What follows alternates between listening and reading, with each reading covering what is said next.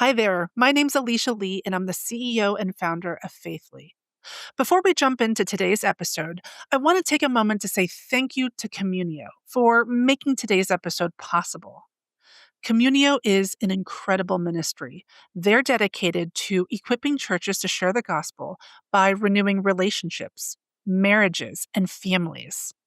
If you're a church leader looking to strengthen relationships in your church and in your community, then I really encourage you to visit communio.org/faithly, where you'll find exclusive resources on how to bring Communio to your church today. Now, let's get started with today's episode of Faithly Stories. I ended up creating another company called Due Diligence, which was the very first social media monitoring company. We had problems with some of the college athletic departments that I was working with who were having issues with their athletes posting things on social media, which at that time, Facebook wasn't even around yet. And they kept asking me if there was anything that we could do to help them control that situation before it became a distraction for the coach and the team. Welcome to Faithly Stories, the podcast that brings you inspiring tales from conversations with church leaders as they navigate the peaks and valleys of their faith journeys through their ministry work and everyday life. Join us as we delve into their challenges, moments of encouragement, and answered prayers. The Faithly Stories podcast is brought to you by Faithly, an online community committed to empowering church leaders, pastors, staff, and volunteers. Learn more at faithly.co. Get ready to be uplifted and inspired as we unveil the heart of faith through stories from the front lines of ministry on the Faithly Stories podcast. Welcome to the Faithly Stories podcast, Kevin. We are so happy to have you. I was so glad when our mutual friend Brian Boyd introduced us and told me what you do for a living, Kevin, because as much as I wish it weren't the case, your expertise is so relevant and so important to the ministry community.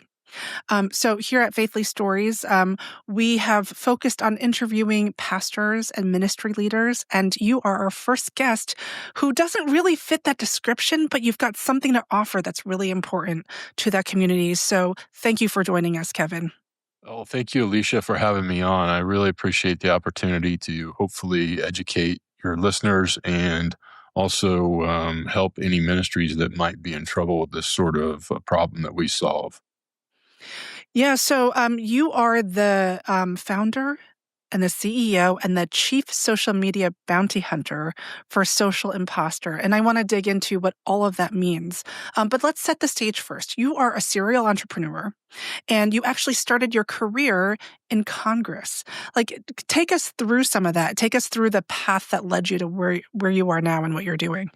Yeah, so when I was in college, particularly during my sophomore year, I was really kind of bored and wasn't having a great time, and was talking to my counselor at school at Purdue and just telling him how I really just had no kind of direction. And he asked what I liked to do, what I liked to do when I wasn't in school, and aside from playing sports and I was very much a news junkie. I was really into politics back then.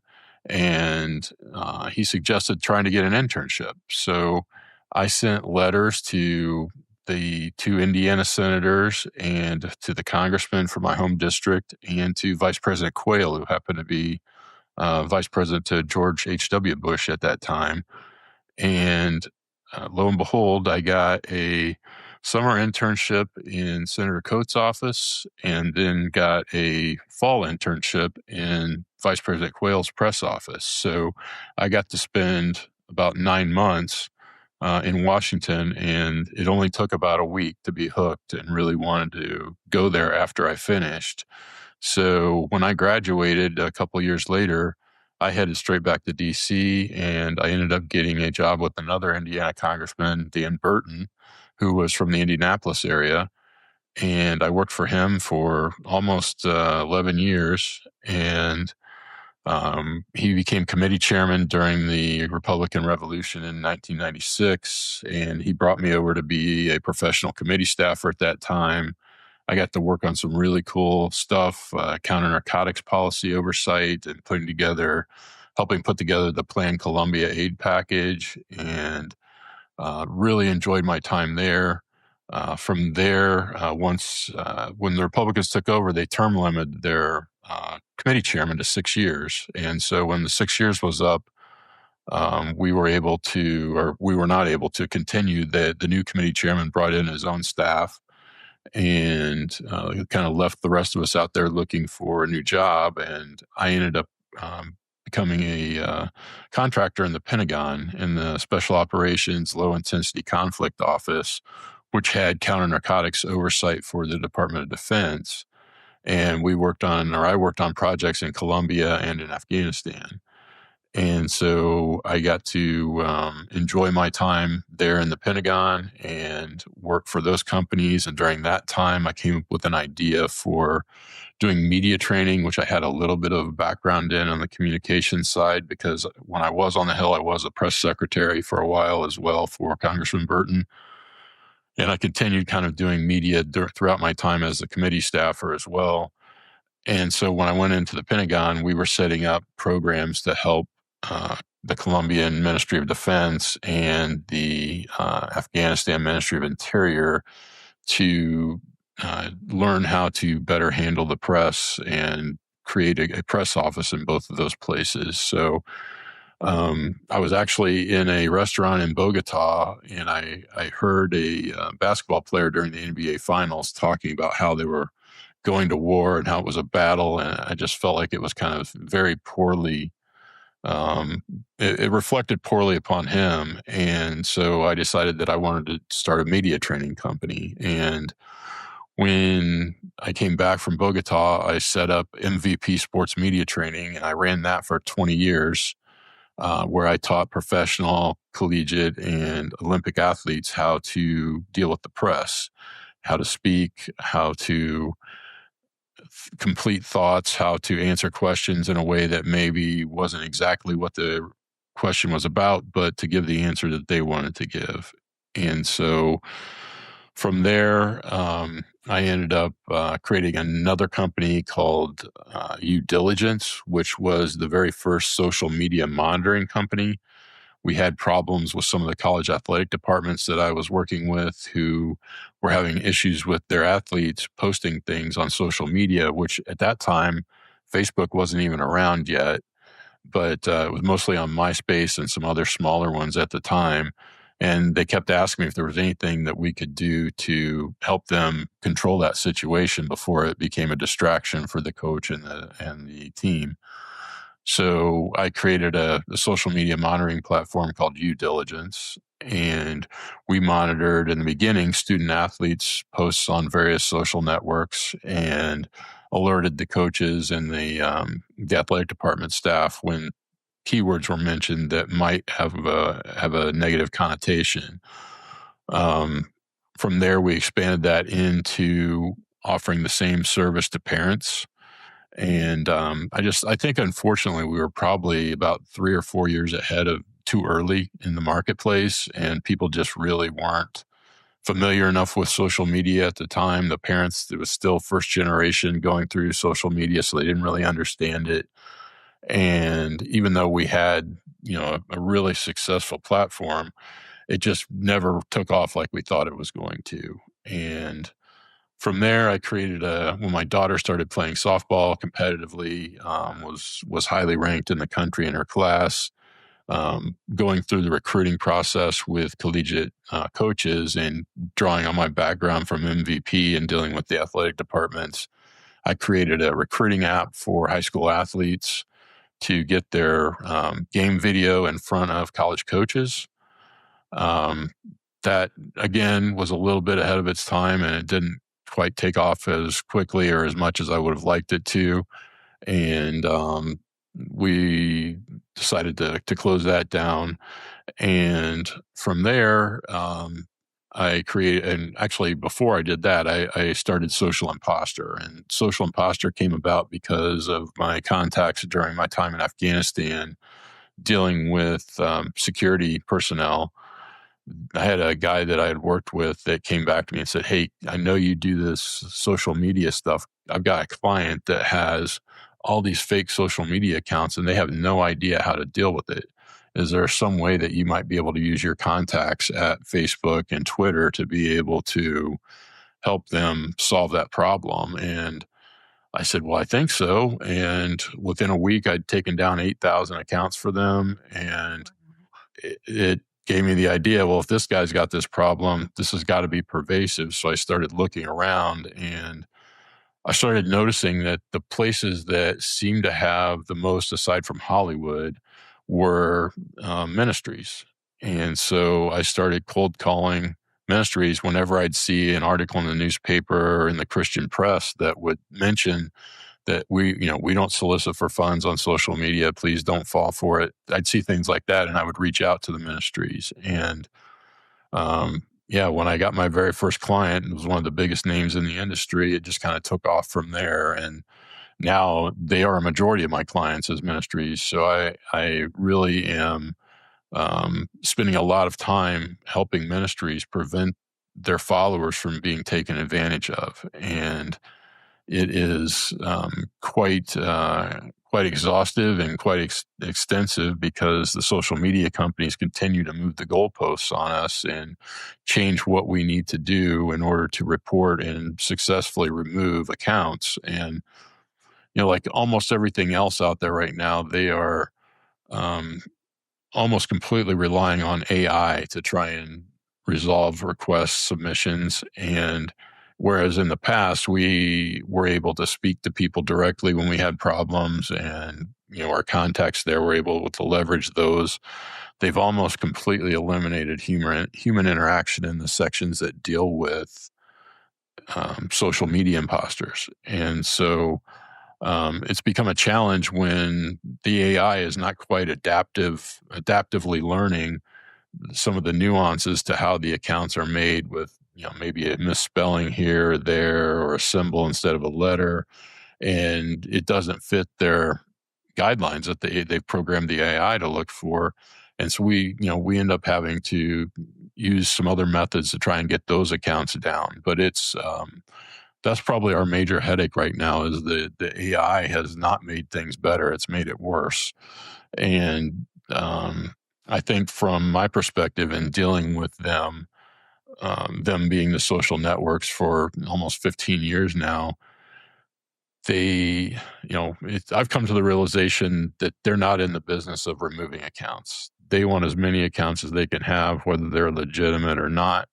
And because they get clicks, and with the clicks comes advertising revenue, and nobody's in the business of trying to hurt their revenue. So yeah, if you can make a good case and have a pretty unflappable imposter, they'll begrudgingly take it down, but they're not going out of their way to do any sort of things that might be in the gray area where they're using the misspelling or a fan page that's has the word fan in somewhere in the bio or the username. They don't consider those to be imposters. They don't consider imposters to be accounts that don't have a profile or a banner photo of the person. And this one's big in the ministry section where they'll set up accounts that either show the primary principal on the profile photo, but it's for the ministry, or reverse, they'll show the ministry logo where the username is of the principal. And they don't consider either of those to be violations, even though they're out there. And a lot of times they just steal the content directly from the ministry's accounts and put them on those pages that they've created. So that's kind of my Cliff's Notes version of how we handle things right now. But I'm happy to answer more questions. Yeah, I've got a lot of questions. There's a lot to dive into there.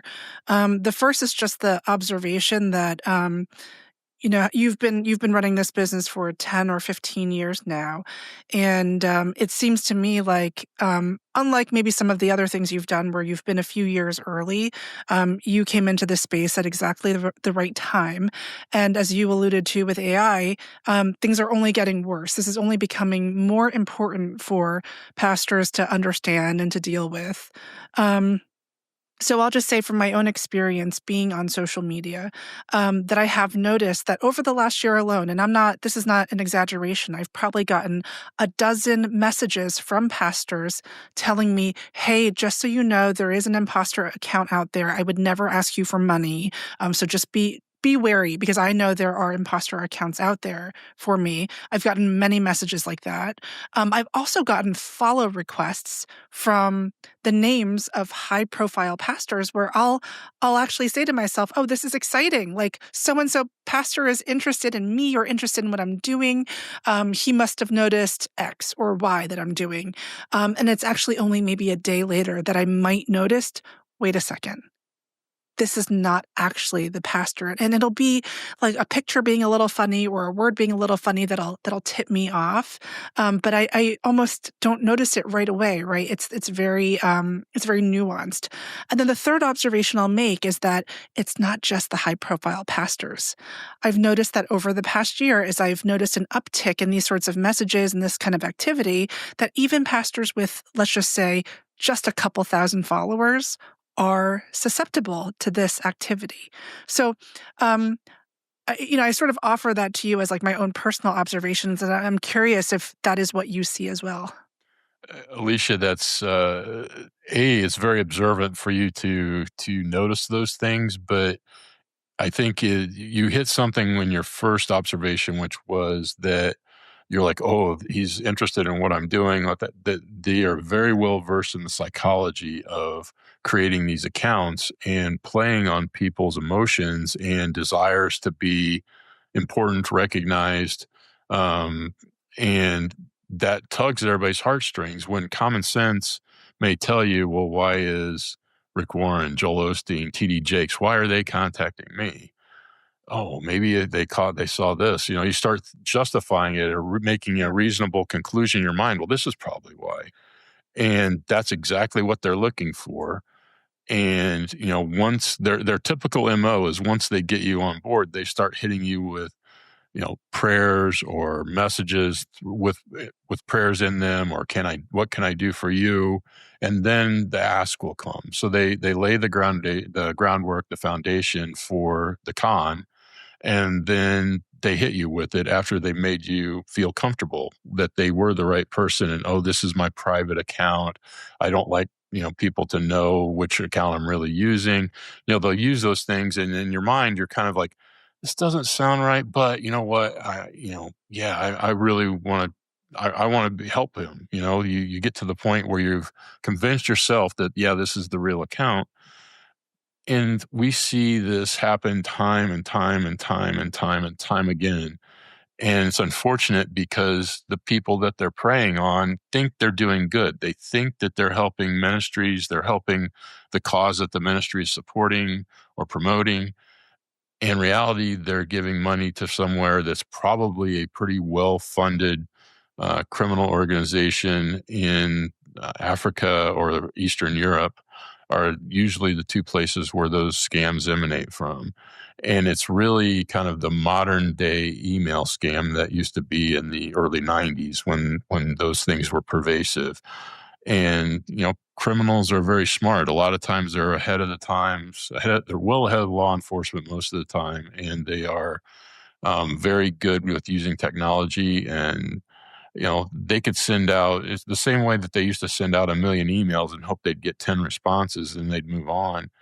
The same thing goes for sending direct messages. And because they're able to access the follower lists of the real accounts, they know who to target when they're sending out these messages. And so they go in and they'll send a friend request to the people that are on the friend list or follower list of the ministry or the pastor.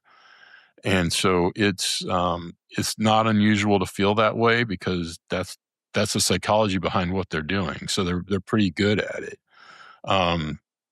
Secondly, I would say to your question about the pastors that are only have a couple thousand followers, those are probably more likely to get hit than the big name people because it's more realistic that they might reach out to you than a Joel Osteen, a Rick Warren, or somebody like that.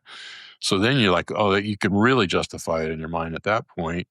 And what's devastating to these ministries is that they're out there helping people, they're ministering to people, they're spreading God's word, and they're being taken advantage of. And even worse, I think the ministries understand to some extent that that type of activity goes on, unfortunately. But the problem is the folks that are being impacted by this beyond the reputation of the ministry are the followers. And they're the people that maybe can't afford to give the money that they're like, oh, well, if he's asking for it, I really want to help his cause and I want to make that happen.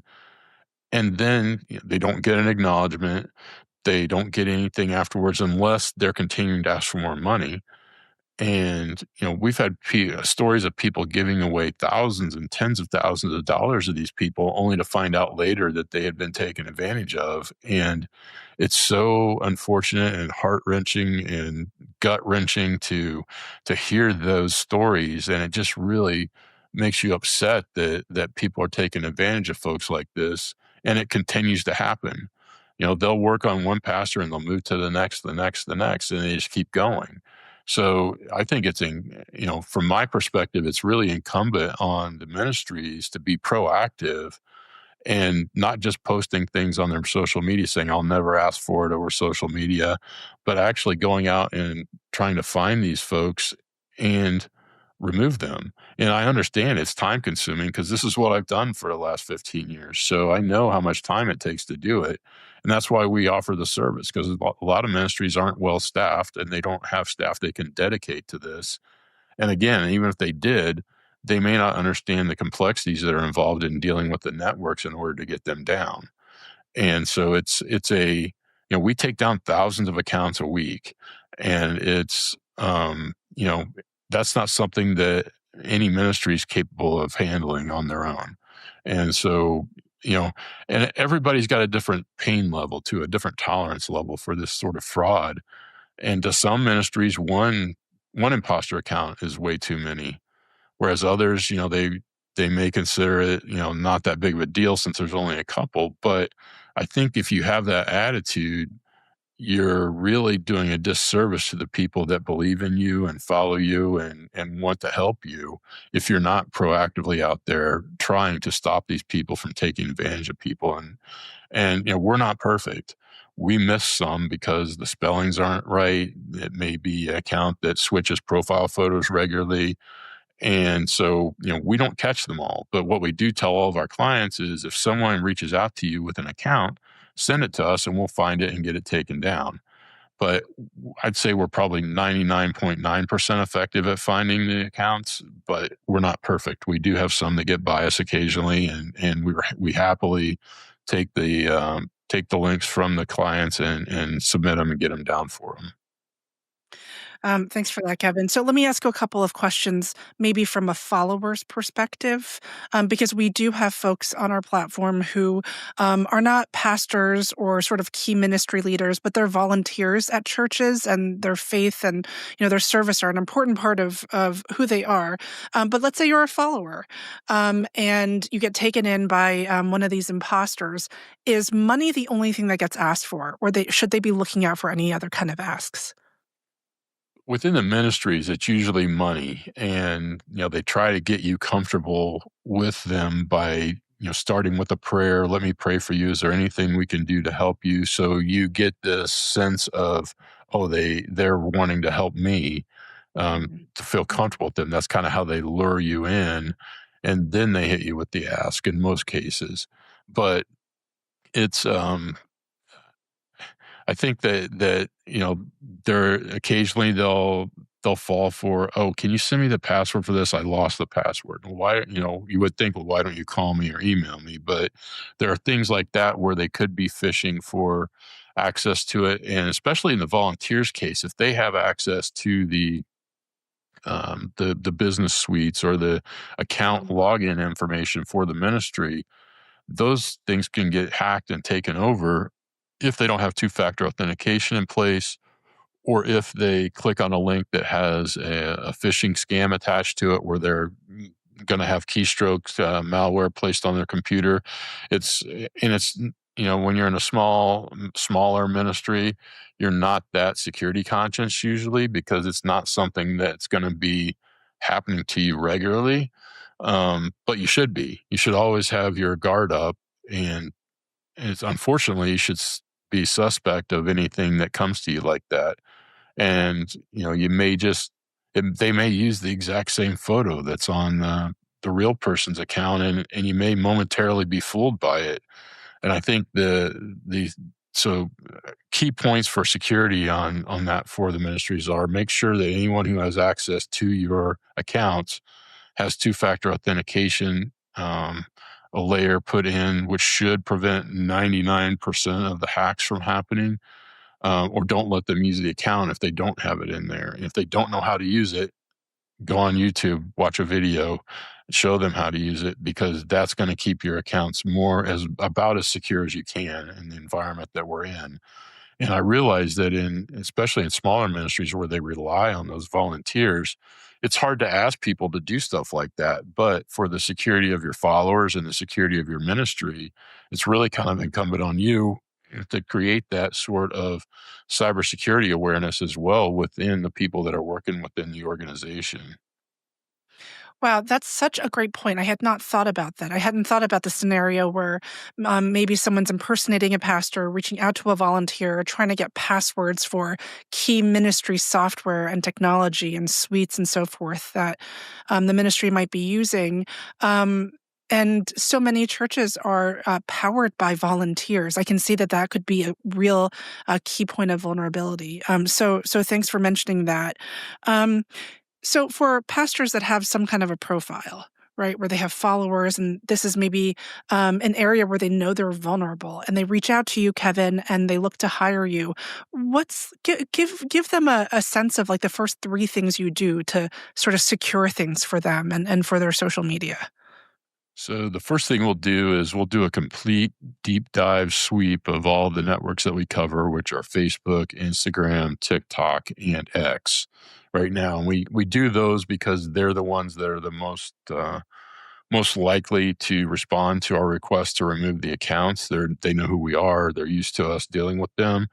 The other networks are not nearly as responsive, or they're not responsive at all to removal requests. So while we can find fake accounts there, it's really kind of a waste of time because they won't take them down. So we don't cover accounts on networks that are non-responsive.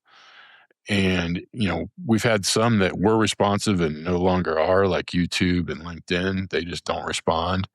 But we have, we have pretty good success rate within the networks that we do cover. So we'll do a full sweep. And then we'll come back to them and say, this is, from what we see, this is what we see, as being a major problem for you, or, we see it being 5 a month, 10 a month, 1,000 a month, whatever the number that we see based on how many we find in that initial sweep. And then we get those taken down over the first week that we're working with them. And then from that point on, we provide them with a weekly, monthly, and annual email that tells them we found 5 accounts on Facebook, 6 on Twitter, and 4 on TikTok this week. And we just accumulate those over time. And each email alert, they get to see what we're doing for them weekly. And, you might say, well, gee, if we've had 3 weeks of not having anything, do we really need this? But I would come back to that and say, well, it's the one that you don't get. The week that you have 1, that's the problem, not the week that you don't have 3. You should be praising the Lord that you were able to get by these 3 weeks without having any accounts that are up there. But it's kind of like mowing the grass, right? You maybe you don't have time to mow the grass, so you hire somebody to mow it. One thing you know is it's going to grow, and you're going to need them to come back again in a week or 2. And that's kind of the analogy that we like to use with our clients is, we're like a lawn service. Eventually there's going to be problems in your yard and you need your grass cut. And that's kind of what we're there to do. And depending on the climate you're in, which would be how large your ministry is, how active you are on social media, how prominent your ministry might be, and even the ones that are not prominent, still have problems. And so, one thing that we committed to in the beginning when we were doing this was we were going to provide our ministries with a rate that was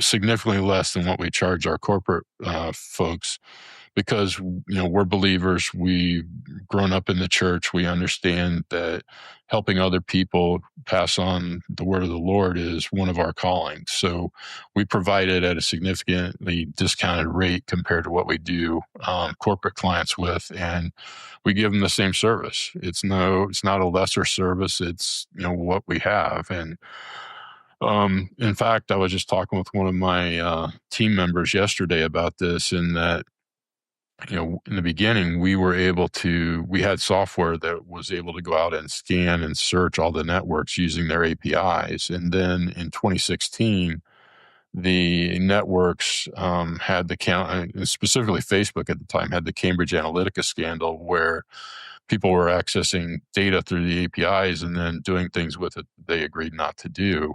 So they shut down the APIs for a while. And when they restarted them, they had removed the ability to search by username, which is how we were finding all the fake accounts that existed on their system through that, which caused us to have to go back to searching manually. So the difference between the machine doing the searching for us and the amount of time having to go through manually every day and search our clients is significant. But we didn't go back and say, okay, we're going to charge you more because now we're spending more time on it. We've kept the rates the same. So hopefully our clients appreciate that, and we're still giving them the same service. And it just takes a little longer in some cases than it would have with the machine doing the searching for us. Yeah, that makes sense. And so for the platforms where you said the platforms aren't responsive to you, I think the examples you gave were LinkedIn and YouTube, that when you reach out, they don't respond to you about the fake accounts that you find. Is there any advice you give to ministries around that? For instance, do you ever recommend to them that they don't be active on those platforms? Well, I guess it's kind of a double-edged sword with that, because you can say, well, don't be active on there, but LinkedIn, maybe not so much, but on YouTube, it's a great way. I mean, the audience is significant on there, and you don't really want to hamper the ministry getting out their message by not using the account just because people may steal the videos and put it on their own. They'll steal videos from any means, any network, and put them on there. So I would rather have an account, get it verified, and use that account as much as I could than to say, just don't use it because it's so bad. Well, then who's going to take over? There's going to be hundreds of accounts on there, and there still are, but there'll be dozens to hundreds of accounts that are putting your videos out there. There is one program within LinkedIn that allows you to report the intellectual property violations of the videos, and they come down pretty quickly if you can get into the program. And that program is called Content ID. And it takes a while to apply and get accepted. But when you do, if you report a video for being violating your intellectual property, then the usually comes down within seconds. But it only takes down the videos. They don't take down the accounts, which is just, I go back to, they're not in the business of removing accounts. So they'd rather have an account out there with your profile photo on it and no videos than to take the account down altogether if all they're posting is your videos. It just makes no sense. The common sense goes out the window when you're dealing with social media companies, and you really just got to kind of get in their head and figure out what they're trying to do, or try to figure it out anyway, in order to be successful. Yeah, that's a great point. In order to operate on these platforms, you kind of have to get into their heads, right? And know what their motivations are and sort of operate around that. It's so encouraging to hear about how you think about serving these ministries and the rates that you charge and being sensitive to that. I guess my question for you is, there are ministries that have budget for this sort of a thing, but there are also ministries, for example, like church planters, who are still fundraising, still trying to get their churches, their ministries off the ground.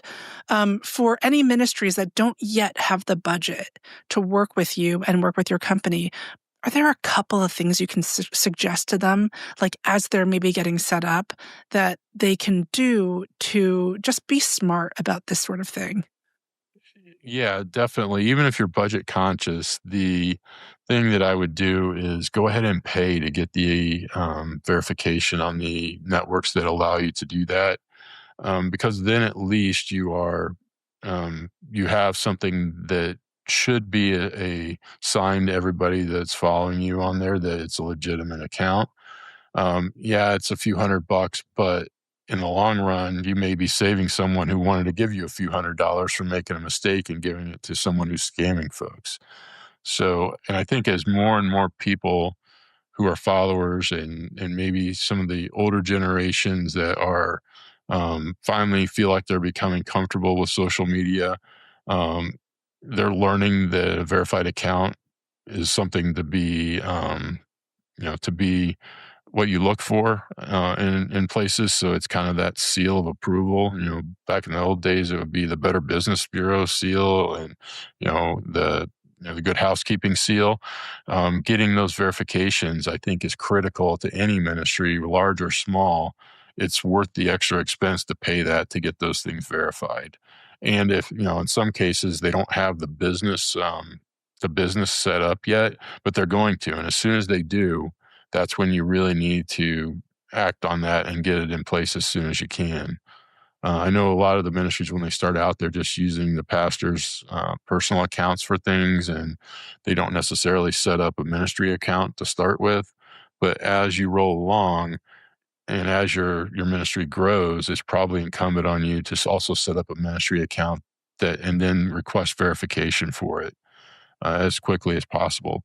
Don't fall for the scams of people saying, "Oh, if you we'll get you 100,000 followers if you pay us X amount of dollars." Don't do that, because you're just going to get bot accounts that somebody's created somewhere to follow you, and the networks will see that and see it's not a legitimate follower account, and so it becomes your account becomes suspect then, and less likely to get verified if you're using bot accounts to pump up your follower account. So I would avoid doing that. But yeah, I think the best thing that ministries can do in that case is make sure you get a verified account and let people know, hey, this is my real account. Don't fall for anything else. And once they get the budget, then they need to come and speak to us and let us help protect their ministry and their followers.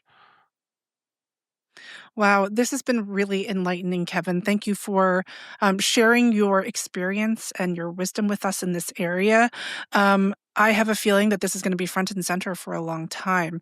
And for me personally, and for Faithfully, we're not building social media per se, but we're not building social media. There are a lot of similarities between what we're building at Faithfully and some of these other secular platforms that are out there. And so hearing from you is also incredibly important for us to make sure we're building a secure platform that we're inviting ministry leaders onto.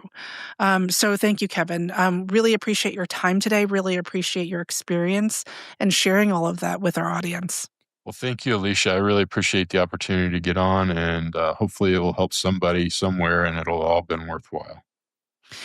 Sorry. Don't let me forget. We're going to include links to you and to your company in our show notes. But maybe you could just briefly share for a couple of seconds where people can find you if they want to get in touch. Sure. You can reach us at socialimpostor.com, and that's with an OR at the end. And so socialimpostor.com, and you can go on there, and we have a contact form on there, and you can reach out to us through that. And we're pretty responsive to those when they come in. Yeah, not AI run, right? At socialimpostor.com. You will reach actual human beings. Yep. We are real, and we will respond. Awesome. Well, thank you again, Kevin. I really appreciate it. Well, thank you, Alicia. Have a great day. You too. Thank you for tuning in to the Faithfully Stories podcast. We pray this episode gave you the encouragement you needed to continue on your journey. The Faithfully Stories podcast is brought to you by Faithfully, an online community committed to empowering church leaders, pastors, staff, and volunteers.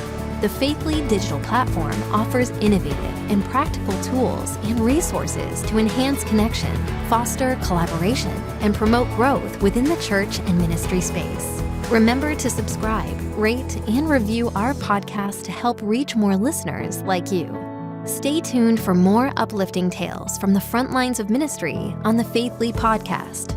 Stay bold, stay faithful, and never underestimate the power of your own story.